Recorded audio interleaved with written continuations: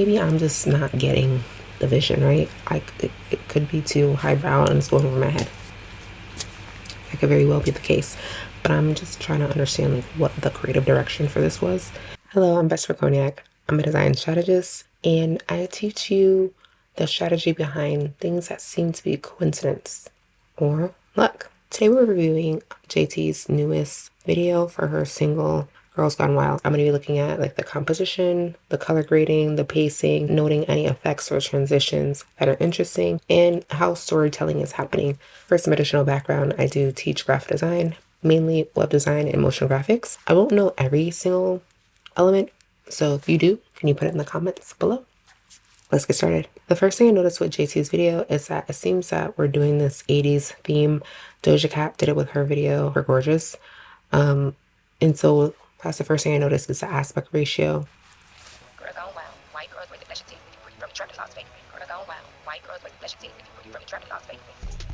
Okay. All right. So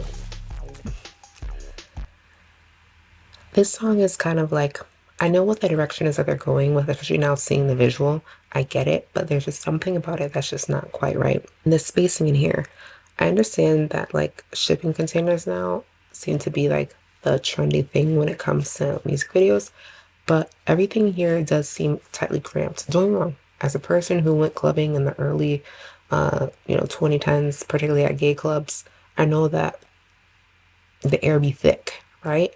But in terms of like visual composition of a music video, this seems a little bit tight. But let's keep going.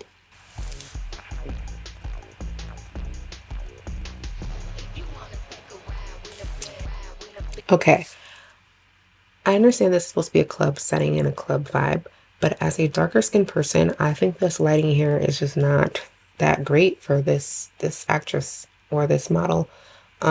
It's almost as if she doesn't even exist just based on the lighting here. So I would have changed that.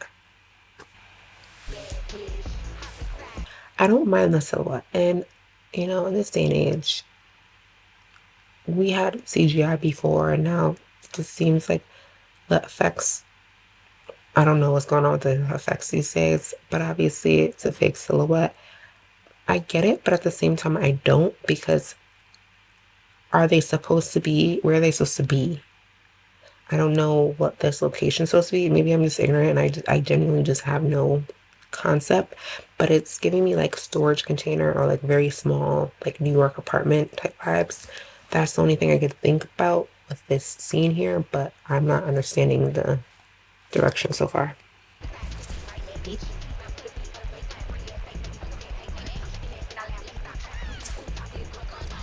In this scene specifically, they're doing this camera motion like rotation thing where they're turning her and as she's dancing to create obviously more movement, more momentum.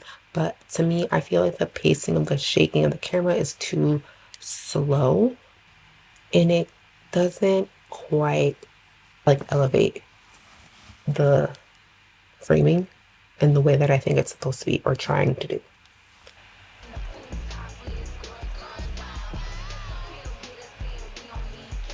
I do like this editing here, this whole scene here. That's a very nice effect. Let me slow it down.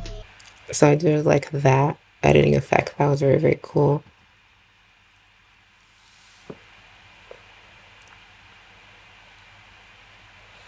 And the alternating of the slowing and the quicking of people is very interesting. And I do like that as well, right? And I like that transition. I think that's a very cool transition here. And the flipping of the upside down too. Very, very cool.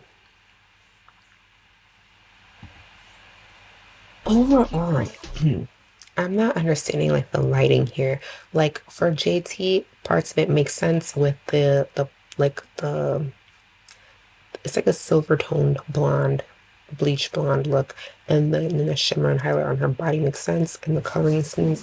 I think for me personally, also because I was a person on the internet in the early 2000s, and so like this type of trashy pop alternative thing was something that I personally grew up seeing evolve on the internet, and it's like close but very off at the same time.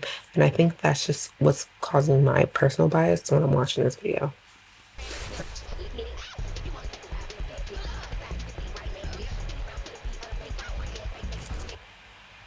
Why? But then I don't understand some of the choreography. There's the lighting again. The lighting. I think that is cute. And some of those transitions and edits there, that's cute. Um,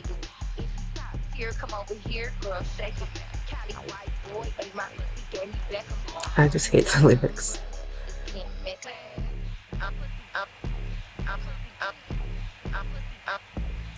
The dancing. So yes, this at this point in the video, we're literally just repeating the same exact footage. So what did we spend the budget on?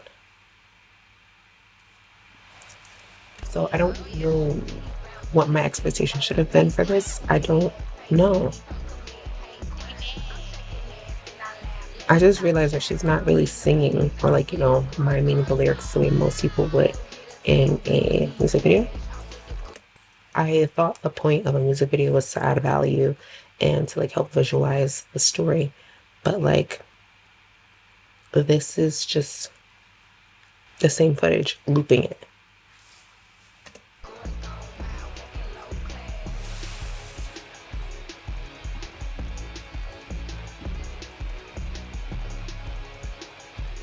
Okay.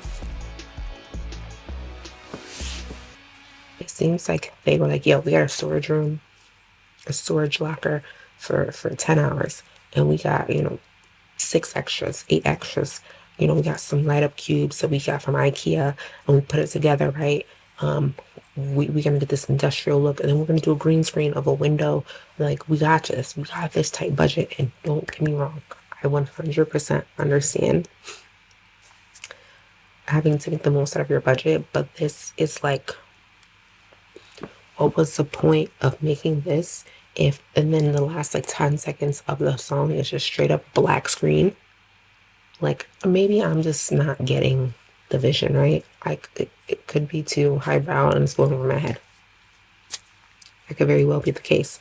But I'm just trying to understand like what the creative direction for this was. And like, this is my main issue with JT and her branding. It's like the ideas are so good, but they just don't feel fleshed out. They don't feel finished. They feel like meh, you know? I mean, I'm really rooting for JT 1,000%, but and I understand the direction it shouldn't go. Like I said, my personal standards are kind of high, or my expectations are kind of high, and so I want to see it really being brought to fruition, not this wishy-washy halfway. Let me know what you thought. Thank you for reacting to JT's Girls Gone Wild with me. Let me know what your thoughts are. Did you like the video? Do you like the song? Don't forget to like and subscribe. And remember, everything you'll come across is always intentionally designed. So until next time, I'm Vesper Cognac.